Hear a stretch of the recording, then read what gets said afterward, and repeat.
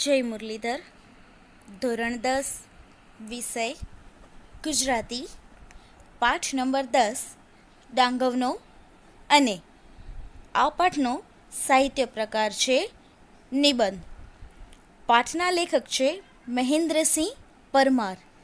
લેખક પરિચય મેળવીએ.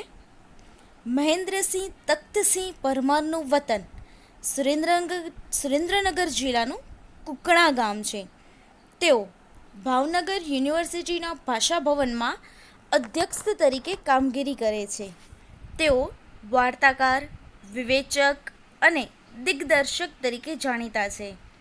તેમનું ગદ્ય આગવી ભાત પાડે છે. તેમના પ્રથમ નામનો વિવેચન સંગ્રહ, પોલિટેકનિક સામે વાર્તા સંગ્રહ અને રખડુનો કાગળ નામે નિબંધ સંગ્રહ પ્રગટ થયા છે. પાઠ પરિચય. આ નિબંધ રખડુનો કાગળમાંથી લેવામાં આવ્યો છે. પોતે કરેલા નર્મદા કિનારાના અને ડાંગના જંગલોના પ્રવાસના સંસ્મરણોને લેખક પત્ર રૂપે પોતાના બાપુજીને લખે છે. જેમાં લેખકનો રખડુ સ્વભાવ, સંવેદનશીલ હૃદય અને સૌંદર્ય દ્રષ્ટિ અનુભવાય છે. અહીં લેખકનો નર્મદા સાથેનો સૂક્ષ્મ નાતો છે, તો સાથે ગુજરાતના એક રળિયામણા પ્રદેશ ડાંગના પ્રાકૃતિક સૌંદર્ય તથા ત્યાંના લોકોની વિશેષતાઓ પણ આ નિબંધમાં અત્યંત લાઘવથી વર્ણવાઈ છે. એ સાથે લેખકનું સંવેદન પણ ઘૂંટાતું જાય છે.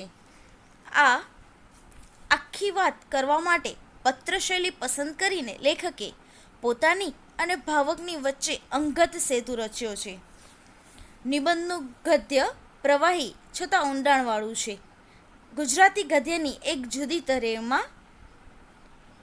તરેહ એમાં છે. આ પાઠનું પઠન આપણે લેખક મહેન્દ્રસિંહ પરમારના મુખેથી જ જોઈએ પાઠને અને સમજીએ. રખડુનો કાગળ. ડાંગ વનો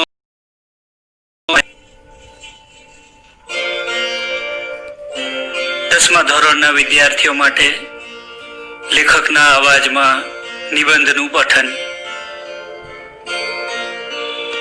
ડાંગ વનો અને પ્રિય બાપુજી, અગાઉ અંકલેશ્વર અને આહવા ગયો ત્યારનો તમને લખવા ધારતો હતો.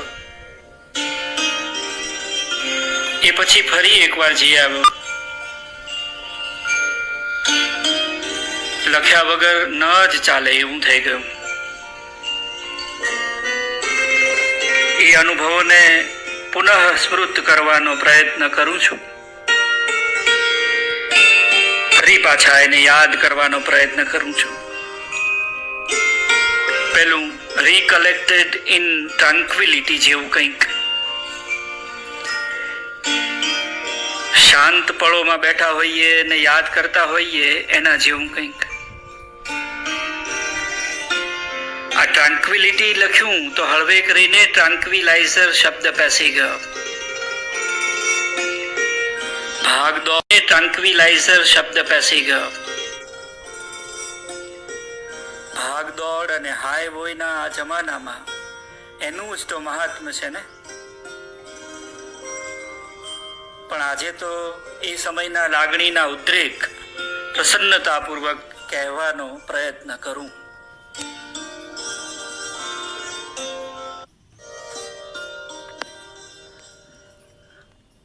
આહવા જતા પહેલા 3 દિવસ અંકલેશ્વર રોકાયો. અંકલેશ્વર મને પ્રિય છે. મિત્રો મજાકમાં જેને ગંદકેશ્વર કહે છે, એ કારખાનાઓથી ઉભરાતું એશિયાનું બીજા નંબરનું ઔદ્યોગિક મથક મારું પ્રિય સ્થળ છે. અહો વૈચિત્ર્યમ. એની દુર્ગંધ સાથે એક ઘરોબો કેળવાઈ ગયેલો. પણ એથી સાચું કહું તો અહીંના ભરૂચી નાકાથી બોરભાઠા થઈને આગળ જતા આવતી ભેખડવતી નર્મદાને કારણે અંકલેશ્વર મારી પ્રિય જગ્યા છે. અહીં ભીખડના ઉચ્ચ આસને બેસીને કેટલીય વાર સૂર્યાસ્ત જોવાની મજા લૂંટી છે. અસ્તાચળે પહોંચેલા સૂર્ય મહારાજ આ ક્ષિતિજ સુધી જળવતી નર્મદાની સપાટી ઉપર છેક અમારા સુધી લાલ કાર્પેટ બિછાવી આપે. આ રાજમાર્ગે ટપ ટપ કરતા દોડીને એમને મળવા જઈએ ત્યાં તો એ ગાયબ થઈ જાય.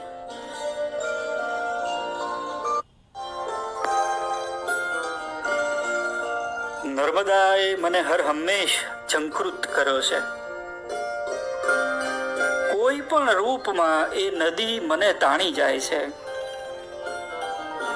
આમ જમણી તરફ સામા પ્રવાહે, જોકે સામો પ્રવાહ તો કહેવાનો, દરિયામાં ભરતીની અસર હોય તો છેક સુધી તમને શંકા રહે કે શું નદીએ વેણ બદલ્યું. તો સામે પ્રવાહે જાઓ તો કબીરવડ, નારેશ્વર, જબલપુર ને અમરકંટક સુધીના તમામ પ્રદેશો ફરી વળો. તો આમ ડાબી તરફ પ્રવાહની સાથે વહું તો સમુદ્રમાં, ત્યાંથી તો ક્યાંનો ક્યાં.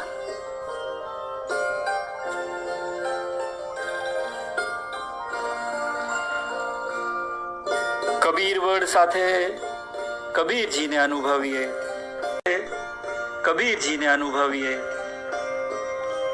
કેટલાય તપસ્વીઓના તપને અનુભવીએ. નાહીએ ત્યારે આખી નર્મદા આપણી હોય. કાલાંતરોની સૃષ્ટિમાં આપણે નાહી રહીએ.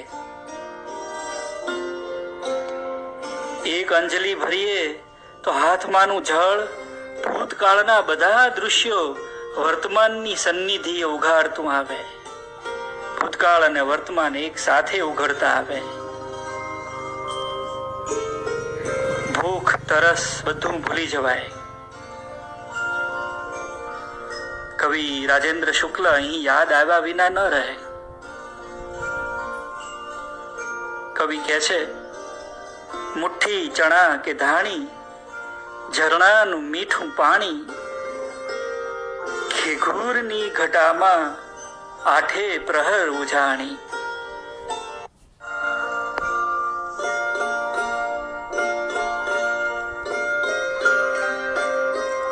લ્યો હવે આહવાની વાત કરું. પહેલી વાર આહવા ગયો ત્યારે ઘાયલ જ થઈ ગયો. વન સંપદાનું આટલું આદિમ અને મનોહર રૂપ, આહા, લગભગ બધું જ વિસરાઈ ગયું. આહવામાં મિત્રવર્ય જગદીશભાઈનું ઘર એકદમ સનસેટ પોઈન્ટની બાજુમાં જ છે. સનસેટ પોઈન્ટની ઊંચાઈએથી નીચેની આખી રંગભૂમિ જોવા સરખી હોય. એની રંગરમણા અદ્ભુત. દૂર નીચે માનવ વસવાટથી સવારની ઝાંખી કરાવતા રતુંબડા પત્તા ના હોય ને તેવા ઘર. એ ઘર સુધી દોડી જતી સરપીલ ભૂખરી કેડીઓ. ખીણમાંથી છેક સૂર્ય સાથે હરી અને જમીન પર પથરાયેલા ઘાસની પોતપોતાની લીલપ. છાક એનો એવો કે સૂર્યપ્રકાશને હાંટી મારે. નયન રમ્ય અને નયન મનોહર શબ્દોની ખરેખરી અર્થછાયા અહીં પ્રત્યક્ષ થાય. પવનની સાથે ઘુમરાઈને ઉપર વહી આવતા રંગ, ગંધ, અવાજના ત્રિવિધ રૂપ. ઊંડા શ્વાસ લો ને તો આખા અસ્તિત્વમાં અનુભવી શકો. પવનની જાદુઈ લાકડી ફરે ને આ દૃશ્ય શ્રાવ્ય ચલચિત્ર પરિવર્તન પામતું રહે. હમણાં પડી ગયેલા વરસાદે વળી આ રંગભૂમિનું સમીકરણ જ બદલી નાખ્યું છે. તમે નજરે જુઓ તો વળી એનો જુદો જ સ્વાદ અનુભવો. આજે તો મેક બિલીવ એટલે કે માની લેવાનું. પણ આ જગ્યાએ બેસીને મને એક વિચિત્ર પણ મજાનો વિચાર આવ્યો. વિશ્વની કોઈ પણ સ્પંદનશીલ ચેતનાને સ્પર્શે એવી આ દુનિયાને જોઈને કોણ કેમ રિએક્ટ થાય? પદાર્થ એક જ, પણ એને ઝીલનાર પાત્રો કેવા નોખા, ને તોય હેમનું હેમ બળી.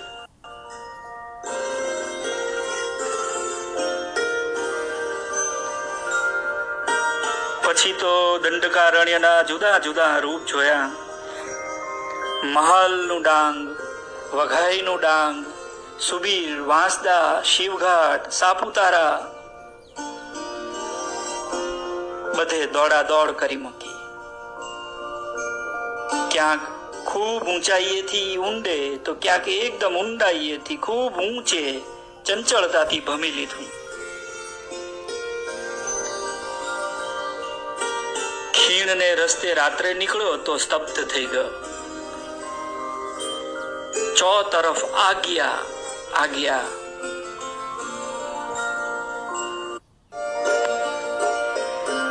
સાગના ઝાડ રાતોરાત કોઈએ શણગારી લીધા. ઉપર નજર કરો તો તારા ખચિત આકાશ, અને અહીં નીચે આજ્ઞા. પ્રિય કવિ રાજેન્દ્ર શુક્લ કાયમ સાથે જ રહે.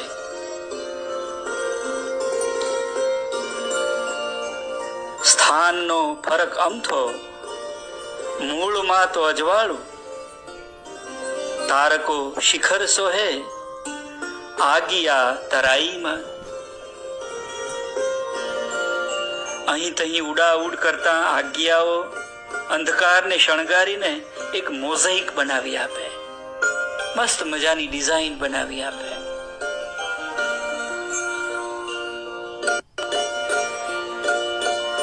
નામનો જાદુ કેવો હોય તેની વાત કરું. અહીં ગીરમાળનો ધોધ છે. લગભગ 301 મીટર ઊંચેથી સુસવાટા નાખતું પાણી પૂરજોશમાં નીચે પડે, વિખરાઈ જાય નાના સરખા તળાવ રૂપે. ચારે તરફ પર્વતમાળા અને વચ્ચે આ ધોધ. જ્યાંથી એ પડે ત્યાં જ પહોંચ્યા અને પથ્થરની ઓથ લઈને નીચે જોયું. જબલપુરમાં ધુઆધારનો ધોધ જોયેલો, એના વિકરાળ રૂપની પાસે આ તો કઈ નહીં. પણ હવે હું તમને નદીનું નામ કહીશ ને તો આખી વાત સરસ રમ્ય બની જશે. આ નદી છે ગીરા. ગીરા નદી, ધોધ અને તળાવ એક રૂપક બની ગયા. ગીરા એટલે વાણી. વાણીનું આ રૂપ મારા સાહિત્યનું પણ રૂપ બન્યું.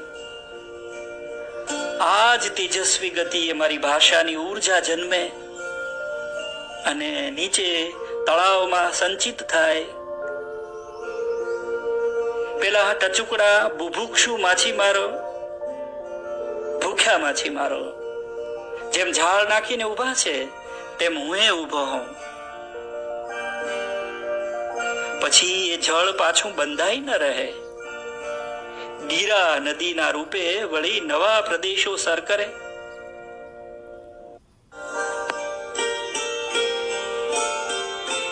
કેટલું સરસ નામ,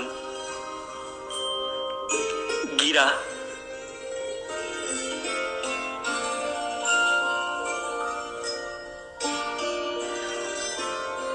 લળી લળીને હેત કરતા વાંસના ઝુંડના ઝુંડ.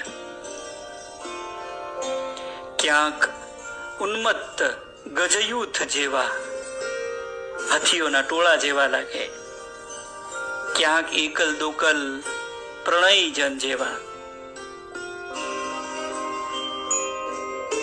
ગાળી નાખે હલાવી. પણ વૃત્તિથી દાબ જવાને બદલે વૃત્તિઓ સઘળી ઠરીઠામ થઈ જાય, ડાઈ ડમરી બની જાય. અસ્તિત્વની પરમતા અને ભવ્યતા બેયનો નજદીકી અને બારીક અનુભવ થાય. એમાં મારા સમગ્ર અસ્તિત્વને ધીમે ધીમે નાનું થઈને સાવ ઓગળી જતું અનુભવ. સાચું કહું તો મારી દરેક મુસાફરી મારા માટે કોઈ ને કોઈ રીતે યાત્રા બની રહેતી હોય છે. દરેક સફરે હું નવો બનતો હોઉં છું. આ મારો અનુભવ છે.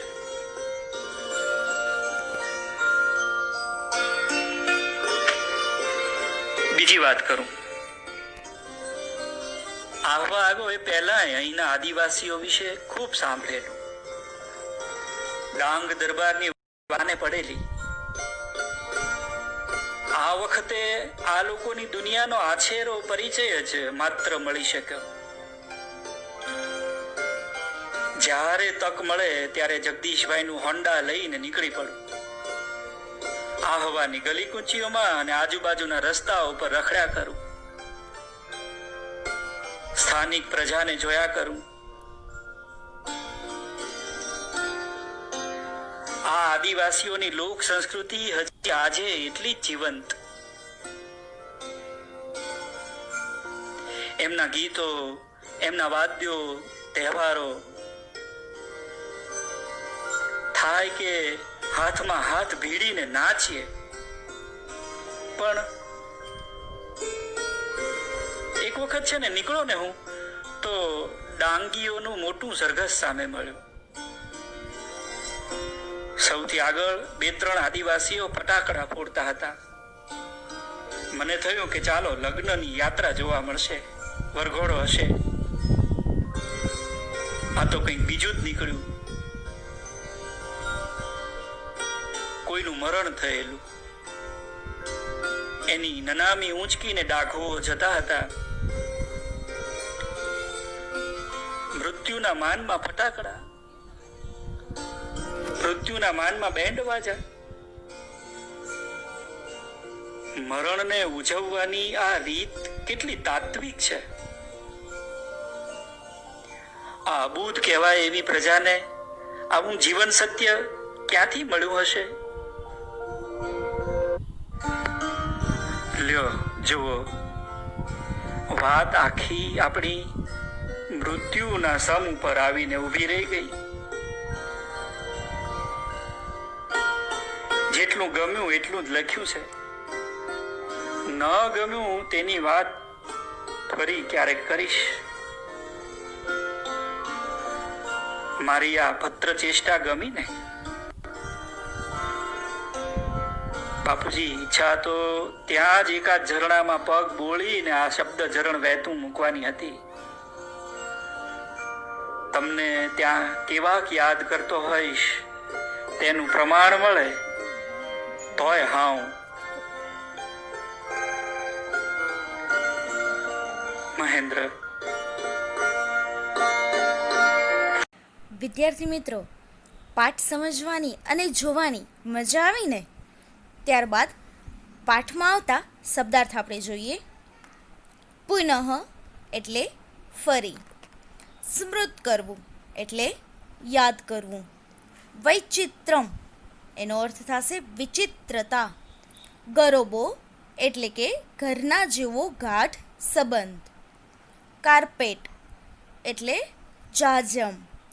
જળવતી એનો અર્થ જળસભર. ઝંકૃત એટલે તીવ્ર અસર. કાલાંતર લાંબા સમયના અંતર પછી. ગીગુર એટલે ઘનઘોર. આદિમ એનો અર્થ પ્રારંભનું. રતુમડા લાલાસ પડતા. લીલપ એટલે લીલાસ. ત્રિવિધ અર્થ થશે 3 પ્રકારનું. તારાક્ષિત એટલે તારાઓથી જડેલું. આજ્ઞા એનો અર્થ અંધારામાં જેના પાસામાંથી લીલો પ્રકાશ થયા કરતો જોવા મળે તે પતંગિયું. તરાઈમાં એનો અર્થ થશે તળેટીમાં. મોઝેઇક એટલે રંગીન કાચ કે પથ્થરની કાંકરીઓ જડેલું ચિત્ર કામ.